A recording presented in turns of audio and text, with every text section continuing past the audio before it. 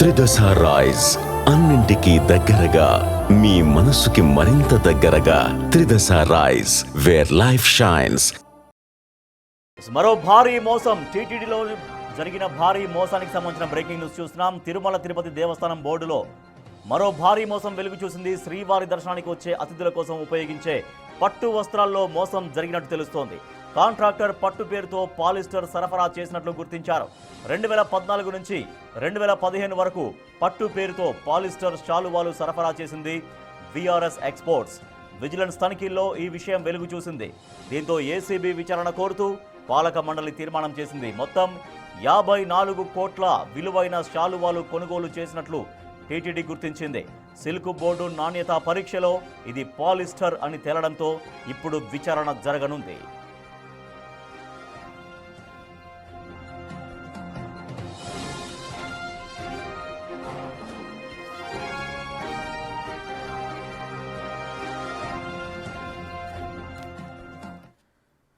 TTD బోర్డులో మరో భారీ మోసం వెలుగు చూసింది. శ్రీవారి దర్శనానికి వచ్చే అతిథుల కోసం ఉపయోగించే పట్టు వస్త్రాల్లో మోసం జరిగినట్టు తెలుస్తోంది.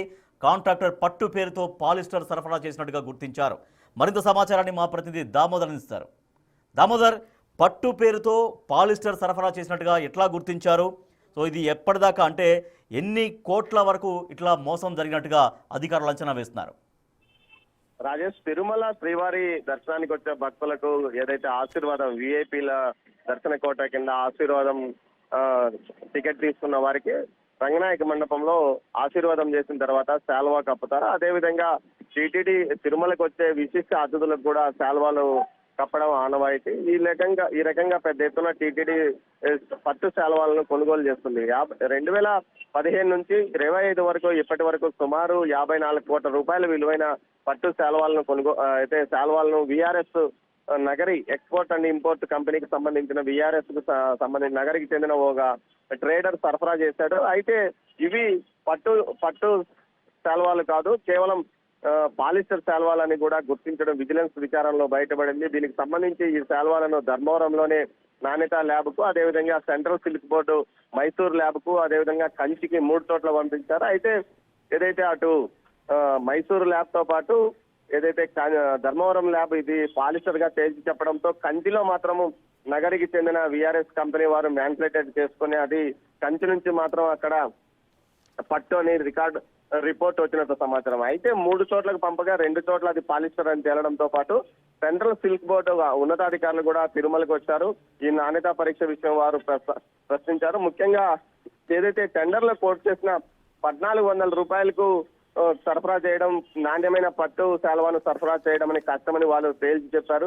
ఈ నేపథ్యంలో కేవలం అయితే ఇంతవరకు విఆర్ఎస్ కంపెనీ సప్లై చేసిన ఏదైతే ఈ శాల్వాలు కేవలం 300 నుంచి 400 లోపల బహిరంగ మార్కెట్ లో దొరుకుతున్నాయని కూడా గుర్తించారు టీటీడీ విజిలెన్స్. దీనికి సంబంధించి 300 నుంచి 400, అదే టోకెన్ అయితే ఏకంగా 300 రూపాయలకే ఈ శాల్వాలు సరఫరా చేస్తారు. కానీ వీరు మాత్రం 1400 రూపాయలు మాత్రం తీసుకున్నారు. ఈ లెక్కన కోట్లాది రూపాయలు స్కామ్ జరిగింది. ఇందులో మార్కెటింగ్ అధికారులతో పాటు కొంతమంది పాలక మండలి సభ్యులు ఏదైనా స్వాహా చేశారా అన్న కోణంలో కూడా విజిలెన్స్ దర్యాప్తు కొనసాగింది. అయితే 2 నెలల క్రితం జరిగిన పాలక మండలి సమావేశంలో బిఆర్ నాయుడు ఈ విషయాన్ని ప్రస్తావిస్తూ ఏదైతే శాల్వాల కొనుగోలులో పెద్ద ఎత్తున అవినీతి జరిగింది కాబట్టి దీనిపైన విచారణకు ఏసీబీని కోరనున్నట్లు, ఇందుకు తగ్గట్టు రిపోర్టులు తాము ఇటు ప్రభుత్వానికి పంపుతున్నాము, ఏసీబీ విచారణ చేయాలంటూ ప్రభుత్వాన్ని కోరుతున్నామంటూ కూడా ఆయన మీడియా సమావేశంలో తెలియజేశారు. అందుకు తగ్గట్టు టీటీడీ కూడా తీర్మానం చేసింది. దీంతో పాటు మరోవైపున నూతనంగా టెండర్లు పిలవడానికి ఏర్పాట్లు చేశారు. దీనికి సంబంధించి టెండరు తాజాగా కొంతమంది వచ్చిన వ్యక్తులు నాణ్యమైన పట్టు శాల్వాలను సప్లై చేయాలంటే 3,500 రూపాయల వరకు ఖర్చు అవుతుందని కూడా చెప్పినట్టు సమాచారము. సెంట్రల్ సిల్క్ బోర్డుకు సంబంధించిన ఉన్నత ఏదైతే కేంద్ర ప్రభుత్వ శాఖ ఈ వ్యవహారంలో తాము నాణ్యతా పరీక్ష చేసిన తర్వాతనే సప్లై చేసే విధంగా చర్యలు తీసుకుంటాము, ఇందుకు తగ్గట్టు టెండర్లు ఆహ్వానించాలంటూ కూడా కోరినట్టు సమాచారము. ప్రస్తుతం ఈ విషయం మీద ఈ రోజు ఒక సమావేశం తిరుమలలో జరగనుంది. అటు టీటీడీ బోర్డు అధికారులు, టీటీడీ ఏదైతే ఉన్నతాధికారులతో పాటు సెంట్రల్ సిల్క్ బోర్డు సభ్యులు కూడా ఈ సమావేశంలో పాల్గొంటున్నారు.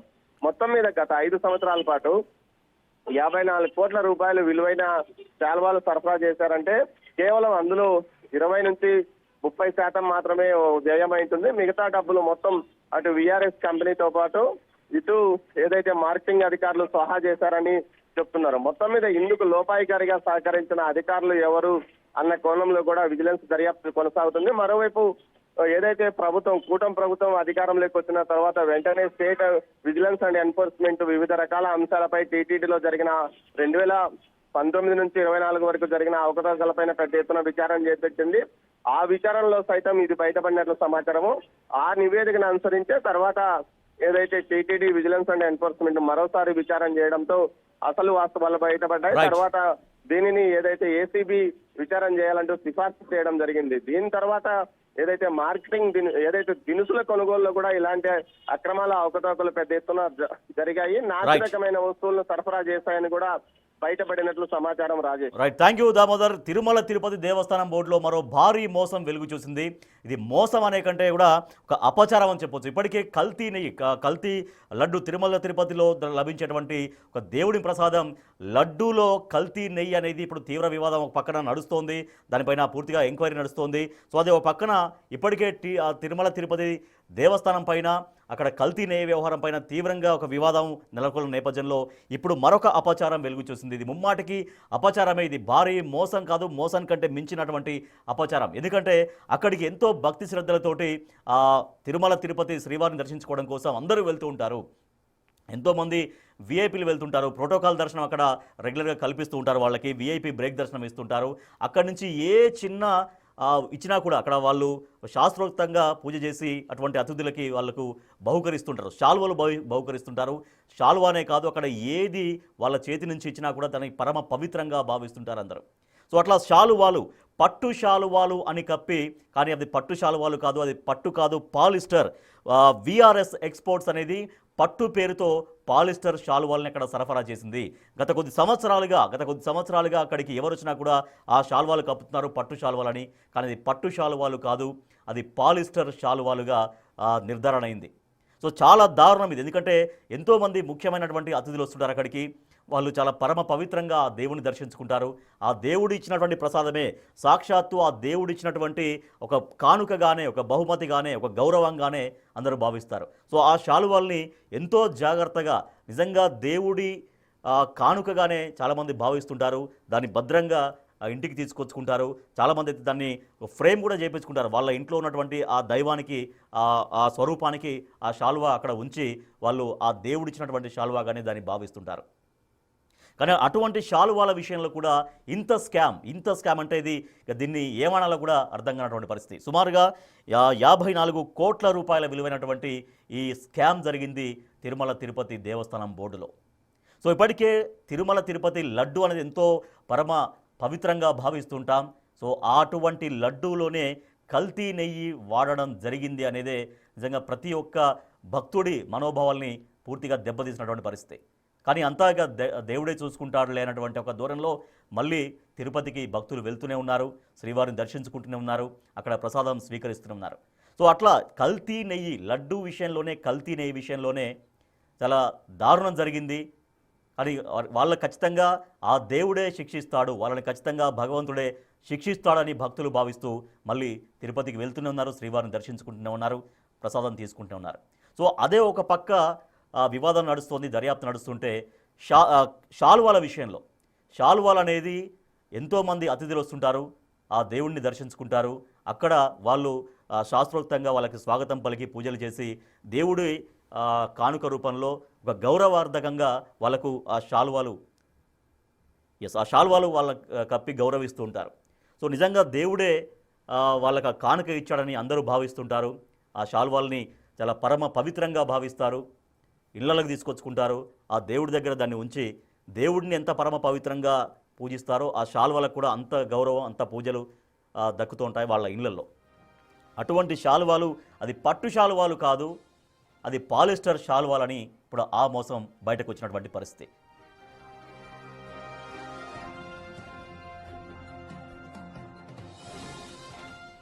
టీటీడీ చైర్మన్ బిఆర్ నాయుడు గతంలో ఏమన్నారో శాల్వాల గురించి కావచ్చు, అక్కడ టీటీడీలో అక్కడ వచ్చినటువంటి అతిథులకి సన్మాన సత్కారాల విషయంలో ఏమన్నారు ఒకసారి చూద్దాం. ఈ శాల్వాలు ఉన్నాయి కదా, అది బయట 350 రూపాయలు 400 రూపాయలు దొరుకుతుంది. దాన్ని 1334 రూపాయలు కొంటున్నారు. ఇప్పటికీ నాకు తెలిసి ఈ 4-5 ఏళ్ళు ఒక 50 కోట్ల రూపాయల మెటీరియల్ ఉన్నారు. మాకు అక్కడ డౌట్ వచ్చింది. అక్కడి నుంచి చూస్తే చాలా వరకు ఇట్లాంటి అవినీతి జరిగింది కాబట్టి వాళ్ళని ఐడెంటిఫై చేస్తాం.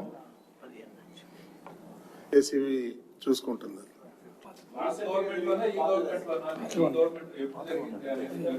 పాతది కొత్తది అన్ని పాత దాంట్లో నుంచి కంటిన్యూ అవుతుంది. సో అది టీటీడీ చైర్మన్ బిఆర్ నాయుడు గతంలో అంటే ఇటీవల శాల్వాల విషయంలో మాట్లాడినటువంటి మాటలు. గతంలో అంటే తక్కువ ధరకు బయటకు దొరుకుతున్నప్పటికీ కూడా ఎక్కువగా పెంచి వాటి అంచనాలు ఎక్కువగా పెంచి 1300 అంటే దాదాపుగా ఒక్కొక్క శాల్వా పైన ఒక 1000-1200 రూపాయలు ఎక్కువగా పెట్టి కొనుగోలు చేశారు. దాదాపుగా 50 కోట్లు ఎక్కువగా కొనుగోలు చేసినట్టుగా 50 కోట్లు ఎక్కువగా దీంట్లో అదనంగా వెచ్చించినట్టుగా తమ దృష్టికి వచ్చిందని దానిపైన పూర్తిగా ఎంక్వైరీ చేస్తామన్నారు.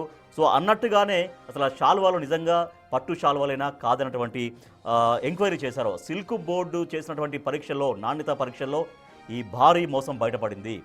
సో టీటీడీలో జరిగినటువంటి భారీ మోసం వెలుగు చూసింది. సుమారుగా 50 కోట్లకు పైన 54 కోట్లకు పైగా ఈ శాల్వాల్లో అవినీతి జరిగింది అని నిర్ధారణ. దీనిపైన సిబిఐ ఎంక్వైరీ కూడా చేయాలని కోరుతున్నారు TTD chairman BR Naidu. So అనేక మంది వస్తారు దేశ విదేశాల నుంచి. తిరుమల తిరుపతి అంటే అది ప్రపంచ ప్రఖ్యాతిగాంచినటువంటి దేవస్థానం. సో ఎక్కడెక్కడి నుంచో దేశ విదేశాల నుంచి ఆ శ్రీవారి దర్శనం కోసం వస్తుంటారు. సో వాళ్ళు ఎంతో పరమ పవిత్రంగా వస్తుంటారు. అక్కడ దొరికే ప్రతి ఒక్కటి అంటే ప్రసాదం పులిహోర కావచ్చు, లడ్డు కావచ్చు, అక్కడి నుంచి వచ్చే ప్రతి కానుక దేవుడి దగ్గర దొరికేటువంటి ప్రతి ఒక్కదాన్ని ఎంతో పరమ పవిత్రంగా దాన్ని భావిస్తూ ఉంటారు. సో అతిథులకి సహజంగానే వచ్చిన తర్వాత దేవుడి ప్రసాదాలు తీర్థ ప్రసాదాలు అందజేసి శాలువాలతో వాళ్ళని గౌరవిస్తారు, సత్కరిస్తారు. సో నిజంగా అది దేవుడి నుంచి వాళ్ళకి దక్కినటువంటి ఒక అపురూపమైనటువంటి ఒక సన్మానంగా, అపురూపమైనటువంటి కానుకగా దాన్ని భావిస్తుంటారు. ఎంతో పరమ పవిత్రంగా భావిస్తుంటారు. సాక్షాత్తు తిరుమల శ్రీవారి దగ్గర నుంచి వచ్చినటువంటి ఒక పట్టు శాలువాగా దాన్ని ఎంతో గౌరవంగా దాన్ని స్వీకరిస్తారు. కానీ అటువంటి దాంట్లో కూడా స్కామ్కు పాల్పడ్డారు కొంతమంది దుండగులు. సో నిజంగా ఎంత దారుణం ఇది. సో దేవుడి అనేది ఒక నమ్మకం, పరమ పవిత్రమైనటువంటి ఒక నమ్మకం. అదే నమ్మకాన్ని ఆ భక్తుల్లో ఎప్పటికి కూడా కాపాడగలగాలి. సో ఆ దైవ యొక్క శక్తి, ఆ దైవం యొక్క మహత్యం అదంతా కూడా ఎప్పుడు ఆ భక్తులకి ఎప్పుడూ అది చిరస్మరణీయంగా ఉండాలి. ఎప్పుడు దాని గురించి ఒక రకమైనటువంటి ఆధ్యాత్మిక భావన పెంపొందించే విధంగా ఉండాలి. కానీ అక్కడ అతిథులకు కప్పేటువంటి శాలువాల విషయంలో కూడా కొంతమంది దుండగులు, కొంతమంది వాళ్ళకి ఏం పేరు పెట్టాలో అర్థం కాని పరిస్థితి. సో వాళ్ళు ఇటువంటి ఘోరానికి పాల్పడ్డారు. అక్కడ కూడా శాలువాల విషయంలో కూడా స్కామ్కు పాల్పడ్డారు. సో వీళ్ళ గురించి సిబిఐ ఎంక్వైరీ జరగాల్సినటువంటి డిమాండ్ వస్తుంది. ఏసీబీ విచారణ జరిపించాల్సిందే అంటూ టీటీడీ తీర్మానం చేసింది.